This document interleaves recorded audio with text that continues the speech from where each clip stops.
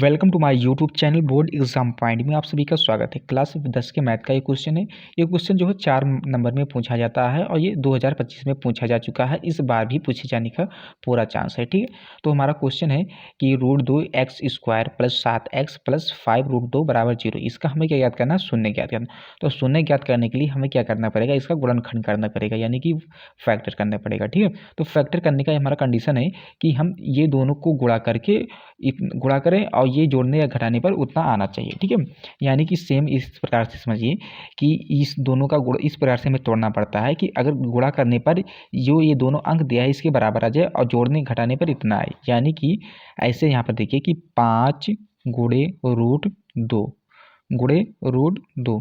ठीक है, अगर इस दोनों का गुणा करते हैं तो क्या हो जाएगा? हमारा रूट हट जाएगा और 2 हो जाएगा, यानी कि इतना हो जाएगा हमारा 10 हो जाएगा। ठीक है, 10 हो जाएगा।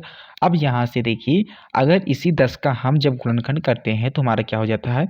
2 पंचे 10 और 5 गन्ने 5। ठीक है, यानी कि अगर हम 5 और 2 को जोड़ें तो क्या हो जाएगा? हमारा 7 हो जाएगा और 5 और 2 का गुणा करेंगे तो 10 हो जाएगा। ठीक है, यानी कि इन दोनों के गुणा के बराबर हो जाएगा। ठीक है, बराबर हो जाएगा और इसे जोड़ेंगे तो हमारा 7 हो जाएगा। तो यही हम इन दोनों 7 के जगह पर हम ये 5 + 2 रख देते हैं। ठीक है, तो ऐसे यहाँ पर लिखेंगे कि √2x² प्लस, अब यहाँ पर देखिए कि 7 के साथ x था तो यहाँ पर भी 2 के साथ x कर देते हैं तो क्या हो जाएगा? 2x + 5x। ठीक है, 5x 5√2 = 0 कर देते हैं। ठीक है, बराबर 0 कर देते हैं। अब यहाँ पर देखिए कि हमारा इन दोनों टर्म में हमारा क्या कॉमन हो रहा है। ठीक है, तो इसमें तो हमें सबसे पहले देखने पर मिलता है कि √2 कॉमन हो रहा है। ठीक, √2 कॉमन हो रहा है और x कॉमन हो रहा है, तो x को कॉमन ले लेते हैं यहाँ पर।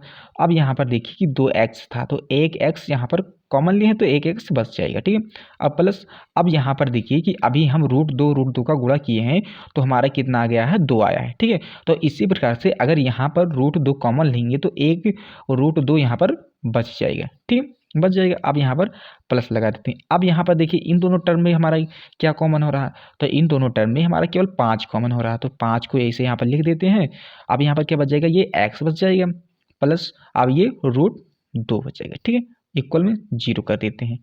इक्वल में 0 कर दें। अब यहाँ पर देखिए इसे हम इस प्रकार से लिख देंगे, लिखेंगे कि √2x + 5 और यहाँ पर x + √2 कर देंगे। ठीक है, इक्वल में 0। अब इसे हम 0 के बराबर के रख देते हैं एक एक करके, तो लिखेंगे √2x + 5 = 0।